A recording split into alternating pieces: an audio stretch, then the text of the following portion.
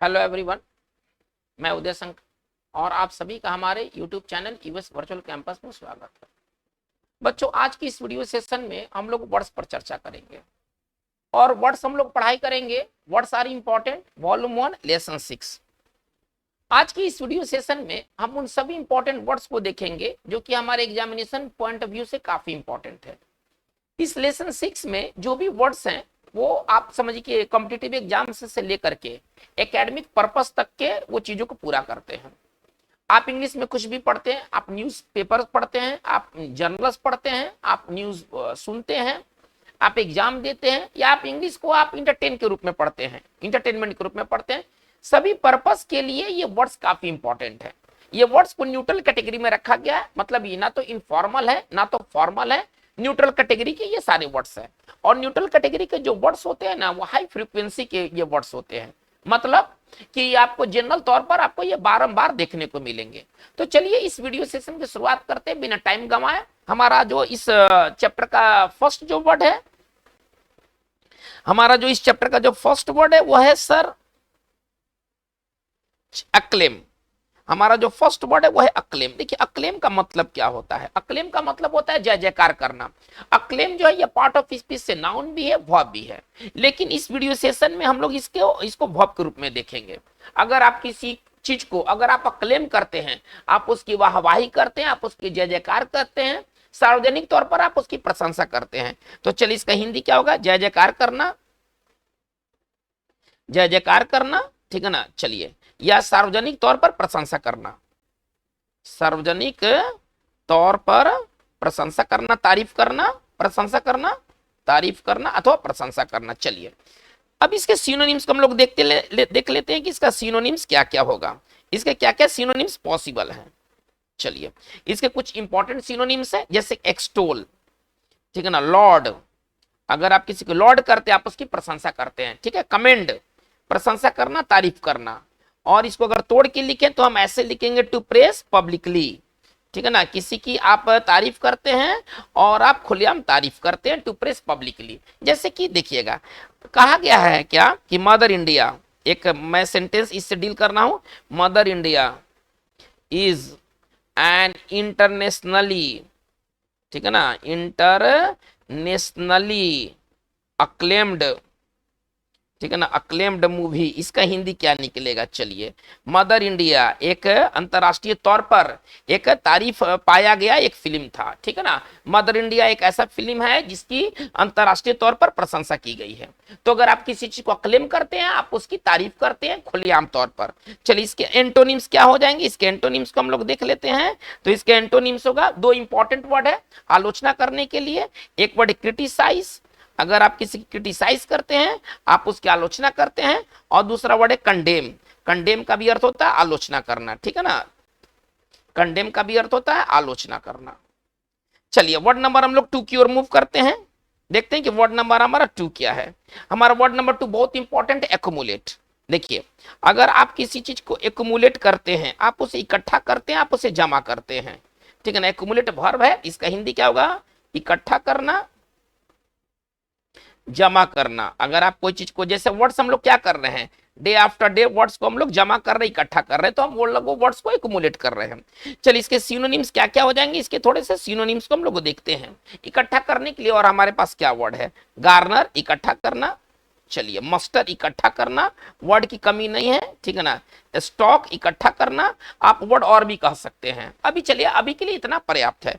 इसका एंटोनिम्स क्या होगा? इसका एंटोनिम्स होगा फैला देना। अगर आप कुछ को फैलाते हैं तो इसका मतलब है कि आप उसको डिफ्यूज करते हैं, है ना। डिफ्यूज का मतलब फैलाना। और एक बहुत बढ़िया वर्ड है डेसिमिनेट। आप ज्ञान या सूचना को क्या करते हैं, है ना, फैलाते हैं, तो आप डेसिमिनेट करते हैं, इसका अर्थ होगा फैलाना। इसको सिंपल भाषा में समझें तो फैलाना। सेंटेंस इससे देखते हैं कैसे सेंटेंस बनेगा।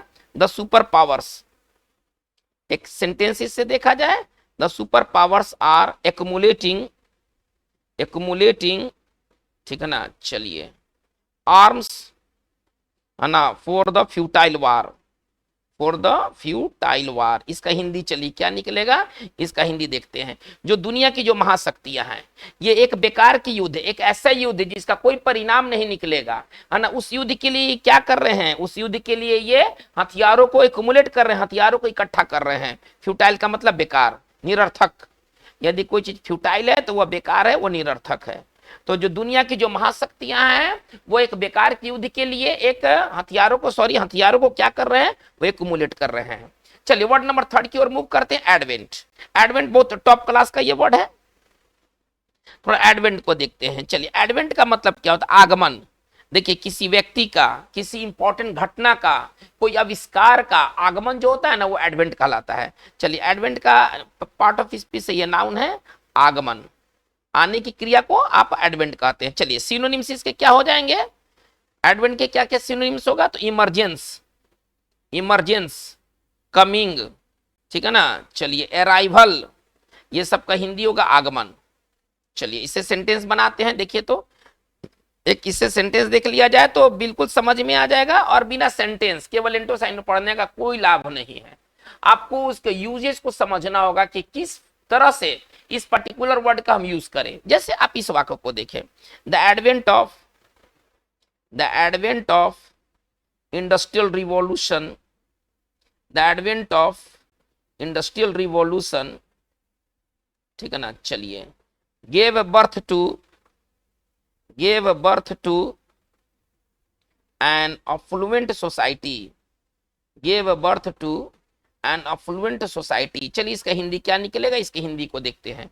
देखिए तो औद्योगिक क्रांति, ठीक है ना, जब औद्योगिक क्रांति का आगमन ने क्या किया, एक धनी समाज को, अफ्लुएंट का मतलब धनी, ठीक है ना, एक धनी समाज को जन्म दिया। यानी कि इंडस्ट्रियल रिवॉल्यूशन आया, लोगों के पास पैसा आने लगा और एक समाज का निर्माण हुआ जिसको हम धनी समाज कहते हैं। एक लेबर समाज का भी निर्माण हुआ, एक मजदूर वर्ग का भी निर्माण हुआ, एक अलग चीज है।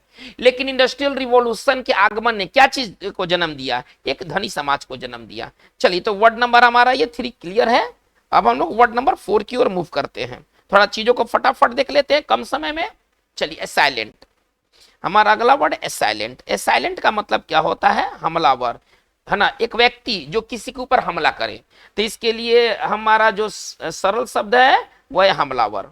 अब हमलावर कहने के लिए सिनोनिम्स क्या क्या हो जाएंगे भाई, हमलावर कहने के लिए और आपके पास क्या क्या वर्ड है, तो चलिए अटैकर, हम लोग नॉर्मल वर्ड क्या देखते हैं, अटैकर, इन्वेडर, ठीक है ना। चलिए अटैकर, इन्वेडर, एग्रेसर, ये सब का मतलब होता है हमलावर। मगर ये सब का मतलब होता है हमलावर जो किसी के ऊपर हमला किया हो, वो असाइलेंट कहलाता है। जैसे कि देखिए एक व्यक्ति ने किसी के ऊपर हमला कर दिया और भाग गया, हमको कहना कि हमलावर फरार है। हमको सिंपली ऐसा कहना है कि हमलावर जो है ना फरार है, हमलावर फरार है। हमको इस तरह से कोई बात कहना है। इस बात को बहुत आसानी से कहा जा सकता है, कैसे कहेंगे, द असाइलेंट, आप यहाँ पर अटैकर अथवा इन्वेडर का भी आप इस्तेमाल कर सकते हैं। द असाइलेंट, है ना, इज एब्सकॉन्डिंग। देखिए एब्सकॉन्ड का मतलब भाग जाना, फरार हो जाना। द असाइलेंट इज एब्सकॉन्डिंग, यदि कोई व्यक्ति अगर एब्सकॉन्डिंग है तो वो फरार है। तो अगर कोई व्यक्ति अगर असाइलेंट है तो इसका मतलब है कि उसने किसी के ऊपर हमला किया है। इसका वर्ब क्या हो जाएगा, हमला करना। इसका अगर हम वर्ब के बारे में बात करें तो इसका वर्ब हो जाएगा असेल। असेल का मतलब क्या होता है, हमला करना। वर्ब भी इसका काफी इंपॉर्टेंट है, इसका वर्ब भी काफी इंपॉर्टेंट है। चलिए वर्ड नंबर हम लोग 5 की ओर मूव करते हैं, देखते हैं कि हमारा 5th वर्ड क्या है। ये तो बात था सर असाइलेंट की। अब हम आगे चलते, डिनोट। डिनोट का मतलब क्या होता है, दिखाना। अगर आप किसी चीज को डिनोट करते हैं, आप उसको दिखाते हैं, दर्शाते हैं, ठीक है ना। संकेत देना अथवा दिखाना। अगर आप कोई चीज को डिनोट करते हैं, आप उसको दिखाते हैं। ओके, सिनोनिम्स इसके क्या क्या हो जाएंगे, तो इसका सिनोनिम्स हो जाएगा सिग्निफाई, रिप्रेजेंट, डेजिग्नेट, ठीक है ना, दिखाना, प्रदर्शित करना, ठीक है ना। मैथ में आप क्या पढ़ते हैं, एक्स, है ना, एक्स कोई चीज है ना, वो डिनोट्स करता है अननोन क्वांटिटी को, एक अज्ञात क्वांटिटी को वो डिनोट करता है, एक अज्ञात क्वांटिटी को दिखाता है। कैसे इस चीज को लिखेंगे, एक्स, ठीक है ना। इस चीज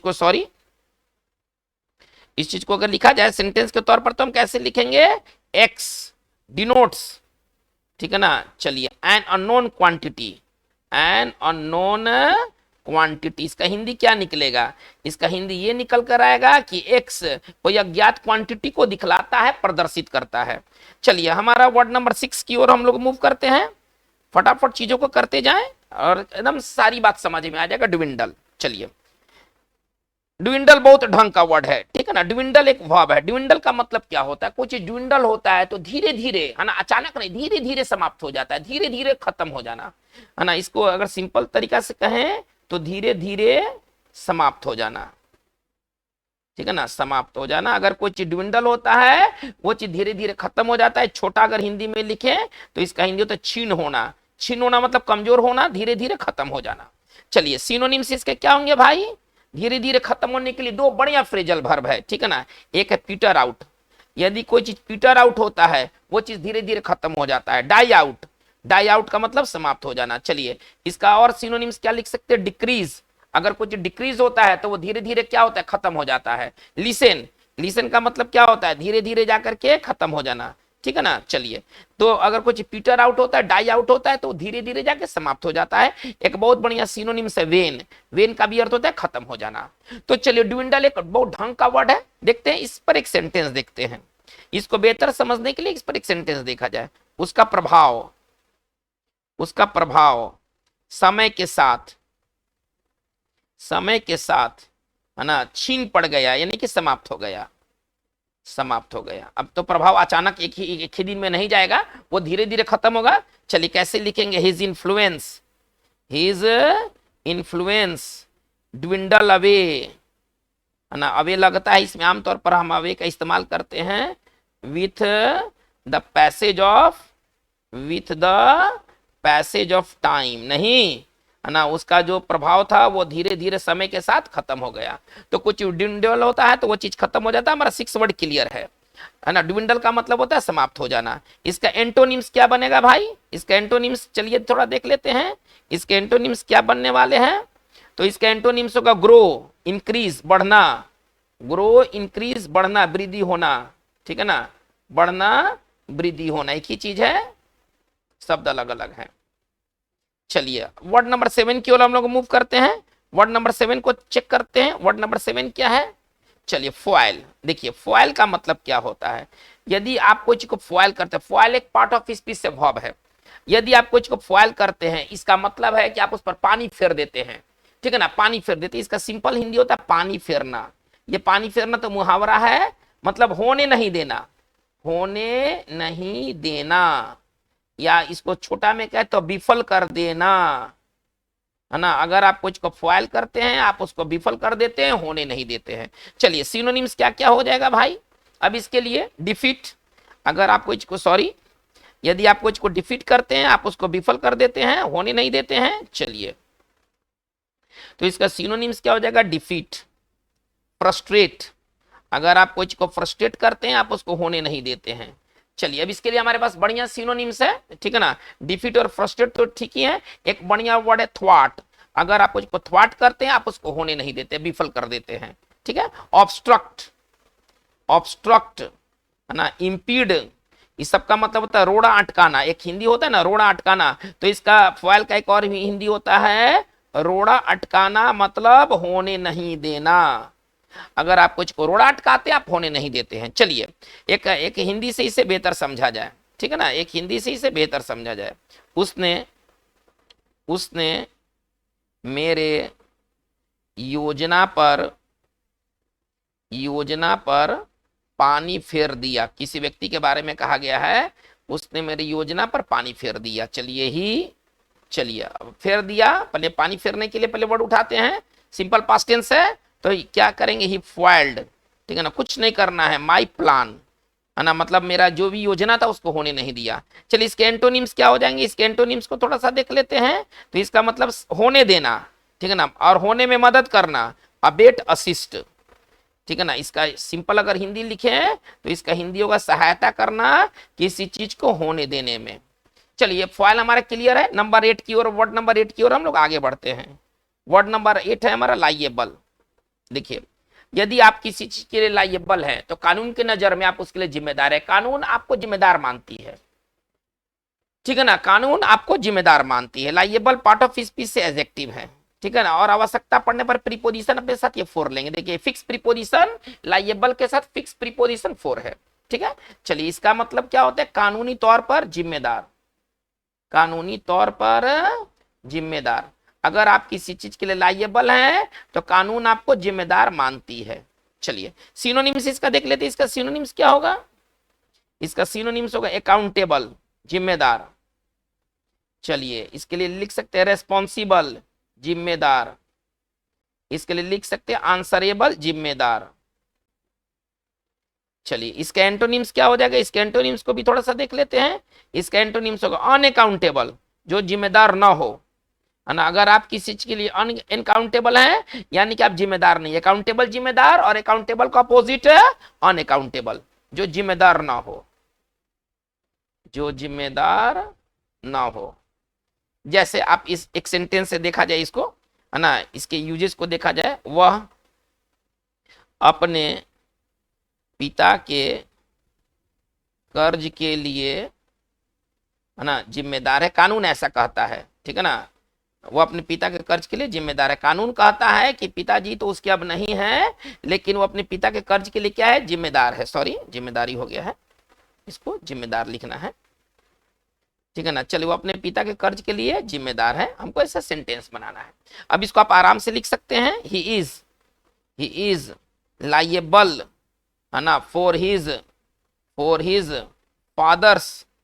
ठीक है ना, और इसको पढ़ते हैं डेट्स, है ना, इसमें बी साइलेंट होता है, बी को नहीं पढ़ा जाता है, इसका उच्चारण करते हैं डेट्स। तो he is liable for his father's debts. चलिए तो ये हमारा लायबल क्लियर है। हम लोग वर्ड नंबर 9 की ओर मूव करते हैं, देखते हैं वर्ड नंबर हमारा 9 क्या है। ये सारी इंपॉर्टेंट वर्ड है लाइकली। चलिए देखिए लाइकली का मतलब क्या है, संभावित, जो हो सकता है। ठीक है ना, लाइकली का मतलब अगर सरल भाषा में कहें तो लाइकली का मतलब होता है संभावित। चलिए सिनोनिम्स इसके क्या क्या होंगे भाई, तो इसका सिनोनिम्स होगा प्रोबेबल, इसका सिनोनिम्स होगा प्रोबेबल, एक्सपेक्टेड। ठीक है ना, प्रोबेबल, एक्सपेक्टेड। चलिए एक इडियम बहुत अच्छा इडियम है, ऑन द कार्ड्स। यदि कोई चीज अगर ऑन द कार्ड्स है तो इसका मतलब होना है कि उसके होने की संभावना बहुत ज्यादा है। चलिए इसके एंटोनिम्स क्या होंगे, जिसकी संभावना नहीं है। ठीक है ना, जिसकी संभावना नहीं, अनलाइकली, जिसकी संभावना नहीं है, अनलाइकली, असंभावित। इसको अगर तोड़ के लिखा जाए तो इसको लिखा जाएगा असंभावित, जिसकी होने की संभावना नहीं है। जैसे आप इस सेंटेंस को देखें तो हम लिख सकते हैं कि एसेंशियल कमोडिटीज, एसेंशियल, देखिए आप इस सेंटेंस को थोड़ा सा समझने की कोशिश करें। एसेंशियल कमोडिटीज, ठीक है ना, are likely to be expensive. चलिए इसका हिंदी हम लोग क्या लेके चलेंगे कि जो आवश्यक वस्तुएं हैं वो संभावना बनती है कि वो महंगे होंगे। ठीक है ना, समय जैसा चल रहा है तो ऐसा माना गया है कि आगे आने वाले दिनों में ऐसा संभावना बनता है कि जो हमारे आवश्यक वस्तुएं हैं वो महंगी हो जाएंगी। कमोडिटी का मतलब वस्तु और एक्सपेंसिव का मतलब महंगा। चलिए तो ये हमारा लाइकली रहा। नंबर हम लोग 10, वर्ड नंबर 10 की ओर मूव करते हैं, देखते हैं कि वर्ड नंबर 10 क्या है। वर्ड नंबर 10 है पार्टीशन। हमारा अगला वर्ड है पार्टीशन। पार्टीशन का मतलब बंटवारा होता है। ठीक है ना, पार्टीशन पार्ट ऑफ स्पीच में नाउन है, इसका हिंदी होगा बंटवारा, विभाजन। देश का बंटवारा या विभाजन जो होता है ना तो उसका पार्टीशन होता है। ठीक है, चलिए अब इसके लिए सिनोनिम्स थोड़ा सा देख लेते हैं, इसका सिनोनिम्स क्या क्या होने वाला है। चलिए इसका सिनोनिम्स होगा डिवीजन, बहुत बढ़िया सिनोनिम्स है डिवीजन। चलिए या हम लिख सकते हैं स्प्लिटिंग, है ना, डिवीजन या स्प्लिटिंग। चलिए हमको कहना है कि जर्मनी का बंटवारा, सेकेंड वर्ल्ड वॉर के बाद क्या हुआ, जर्मनी का विभाजन हो गया। ठीक है ना, पूर्वी जर्मनी और पश्चिमी जर्मनी में। इसी तरीके से 1947 में क्या हुआ, भारत पाकिस्तान का क्या हुआ, विभाजन हुआ। हमको कहना है कि भारत पाकिस्तान का विभाजन, इसको हम कैसे कहेंगे, इंडो पाक, इसको कैसे कहेंगे, इंडो पाक पार्टीशन। इसको कैसे कहा जाएगा, इंडो पाक पार्टीशन।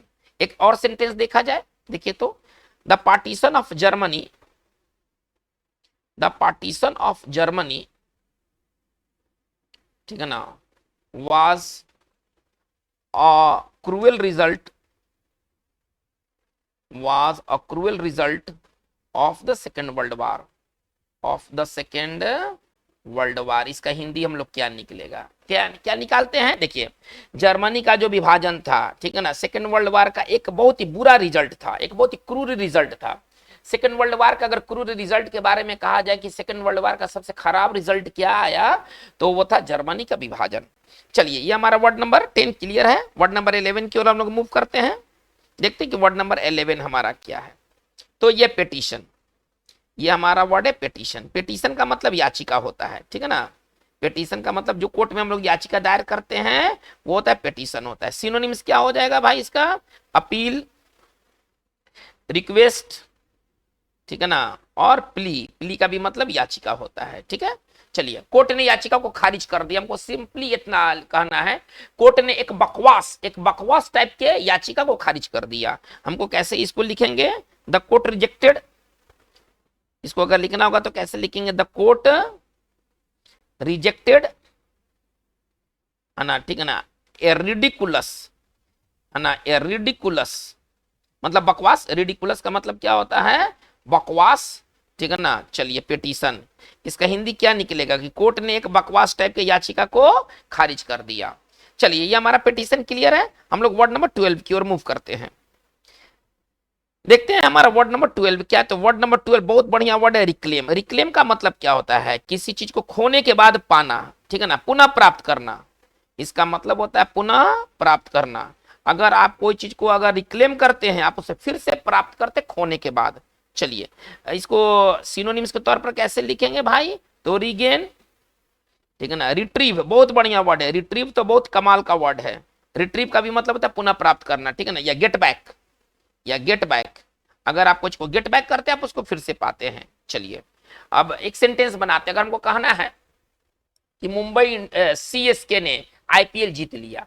सीएसके तो पहले भी आईपीएल जीता था, लेकिन बीच में सीएसके ने आईपीएल को क्या कर दिया? खो दिया। दूसरे टीमों ने आईपीएल जीत लिया। लेकिन 2023 का ऐसा संभावना है, जस्ट इमेजिन मैं कर रहा हूं कि सीएसके आईपीएल को जीत लेगा। तो इसको सेंटेंस हमको कहना है कि सीएसके ने आईपीएल को जीत लिया, तो पुनः जीता है ना। पहले तो ये जीत चुका है, पहली बार थोड़ी जीता है, ये पहले जीत चुका है, इस बार भी जीता।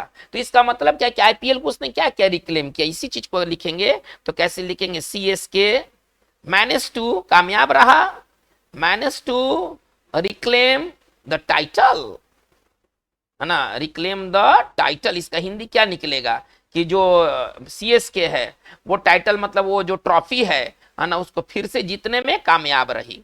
तो अगर आप कुछ को रिक्लेम करते हैं, आप उसको फिर से प्राप्त करते, पुनः प्राप्त करते हैं। चलिए, तो ये रिक्लेम बहुत ही ढंग का वर्ड है। वर्ड नंबर हम लोग 13 की ओर आते हैं। तो हमारा वर्ड है सुपरफ्लुअस। उसके पहले एक सुपरफिशियल भी है, थोड़ा सुपरफिशियल को पहले देखा जाए। चलिए, हमारा वर्ड है सुपरफिशियल। देखिए, यदि कोई चीज सुपरफिशियल है तो वह चीज ऊपर ऊपर में सतही है, छिछला है, गहराई में नहीं गया है। इसका हम हिंदी लिख सकते हैं सतही या छिछला, मतलब जो नीचे में गहराई में नहीं है। चलिए, इसके सिनोनिम्स क्या हो जाएंगे भाई? इसका सिनोनिम्स हो जाएगा सैलो। सैलो, ठीक है ना, सैलो बहुत अच्छा वर्ड। एक ही साइनो है लेकिन ढंग का साइनो है, और इसका मतलब छिछला या सतही होता है। एक सेंटेंस से इसे बेहतर समझा जाए सुपरफ्लुअस को, सॉरी सुपरफिशियल को, है ना। उसके पास अंग्रेजी का एक सतही ज्ञान है, एक सतही ज्ञान है, मतलब डीप में अंग्रेजी नहीं जानता है, हमको ऐसा कहना है। उसके पास अंग्रेजी का एक सतही ज्ञान है। कैसे इसको लिखेंगे? He has a superficial. इसी चीज को लिखा जाए तो कैसे लिखेंगे? He has superficial knowledge of English. तो कोई चीज यदि सुपरफिशियल है यानी कि वो गहराई में नहीं गया है। इसका एंटोनिम्स हम लोग यहीं क्लियर कर लेते हैं। इसके एंटोनिम्स भाई क्या हो जाएंगे? तो इसका एंटोनिम्स हो जाएगा डीप, थोरो। थोरो का मतलब समूचा। थोरो बहुत ढंग का वर्ड है, तो इसका हिंदी क्या हो जाएगा? गहरा। छिछला का एंटो क्या हो जाएगा? गहरा, समूचा। चलिए, तो ये सुपरफिशियल था। हम आते हैं नेक्स्ट, हमारा वर्ड है सुपरफ्लुअस। हमारा अगला वर्ड है सुपरफ्लुअस। देखिए, सुपरफ्लुअस का मतलब क्या होता है? फालतू, अनावश्यक, जरूरत से ज्यादा, जिसकी कोई उपयोगिता नहीं है। यदि कोई चीज सुपरफ्लुअस है तो इसका मतलब है वो अनावश्यक है, ठीक है। चलिए, अनावश्यक, इसको तोड़ के लिखेंगे अनावश्यक या फालतू।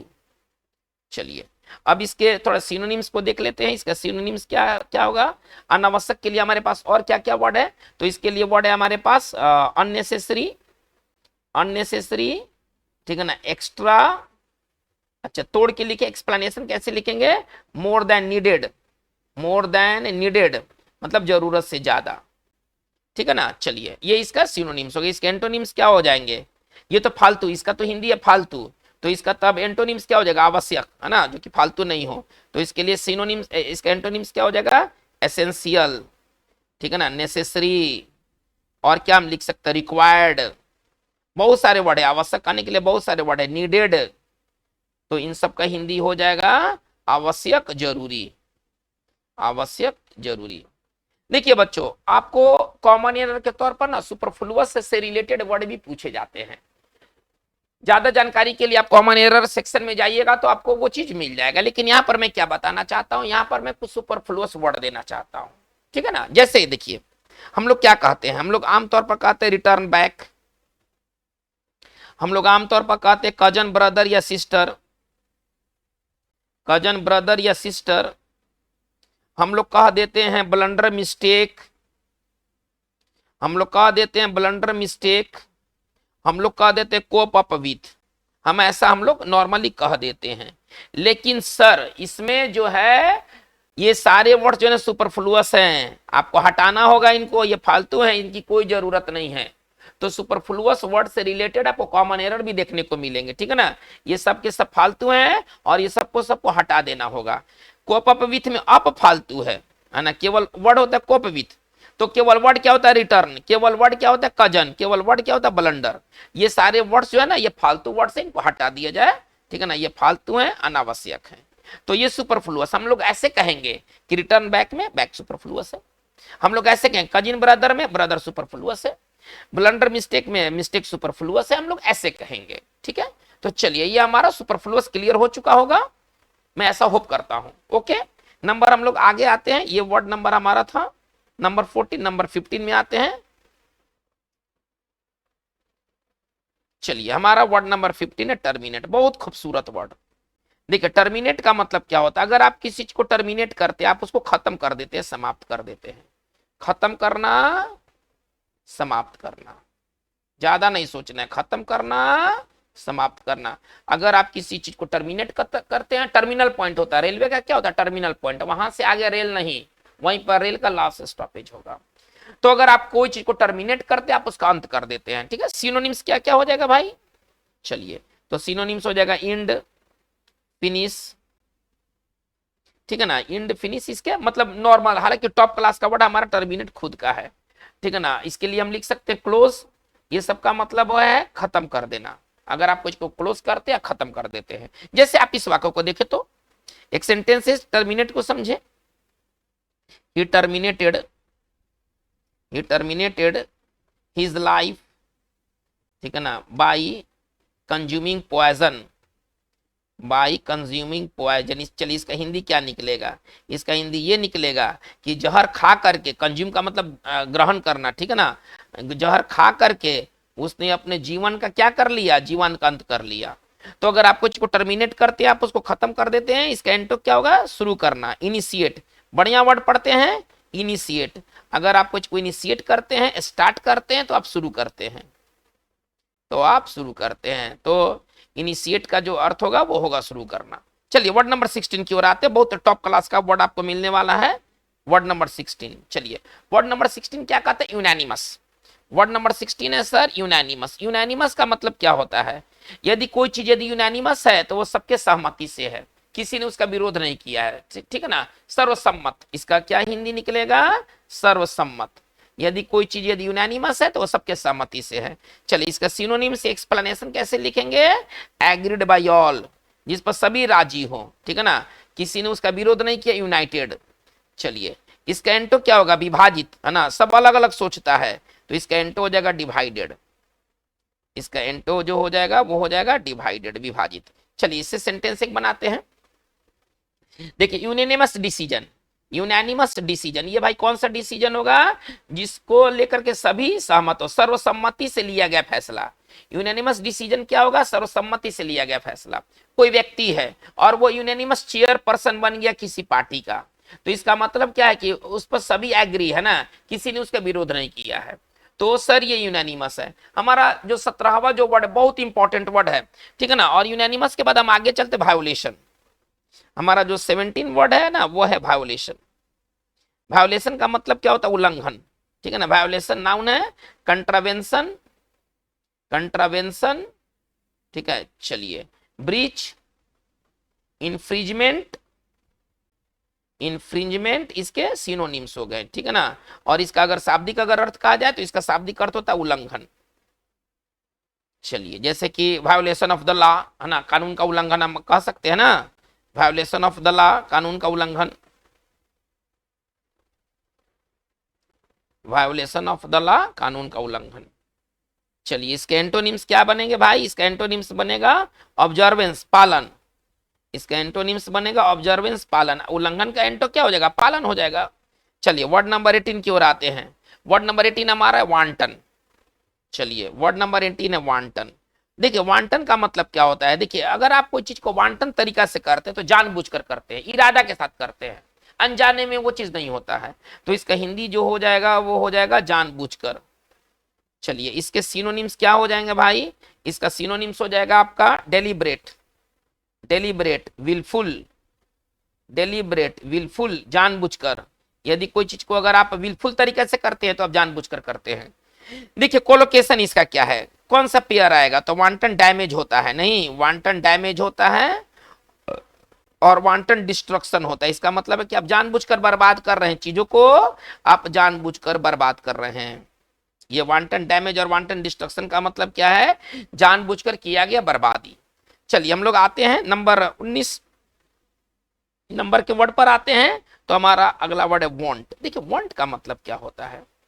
ये विल नॉट है। देखिए, ये थोड़ा ध्यान दिया जाए, ये जो है ना, ये इसको कहते हैं विल नॉट, शॉर्ट। ये शॉर्ट, ये अलग चीज है और ये अलग चीज है, ये थोड़ा ध्यान दिया जाए, ये अलग चीज है। इस वर्ड का इससे कोई लेना देना नहीं है। तो चलिए, पहले वांट को देखते हैं। वांट एडजेक्टिव है, ठीक है ना। और वांट का मतलब क्या होता है? आदि। अगर आप किसी चीज के वांट हैं सर, तो आप आदि हैं, आप अभ्यस्त हैं, आप उसको हमेशा करते हैं, वो चीज आपके लिए नया नहीं है। चलिए, इसके सिनोनिम्स क्या हो जाएंगे? इसका सिनोनिम्स देखते हैं। एकस्टम्ड, इसका सिनोनिम्स हो जाएगा एकस्टम्ड, ठीक है ना। चलिए, आदि, यूज्ड।